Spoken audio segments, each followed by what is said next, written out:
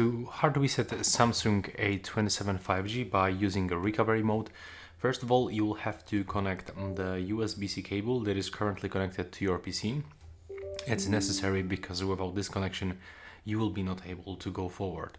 So now you will have to just simply switch off your phone. You can do this by using the buttons combination, the volume up and the power button. The volume down and the power button. Now click to turn off that phone. There we go, tap on it twice. And now just wait a little bit. Now we have to just wait until the charging animation pop-ups on the screen. So it will actually take around a few moments. And after that we can just simply go forward. Wait for this because we are waiting for this additional bar over here. It will take around 15 to 20 seconds. It actually depends.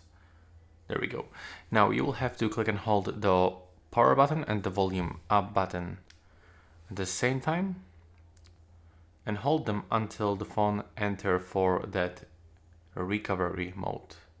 You should feel vibration after the Samsung logo appears, and now here we are.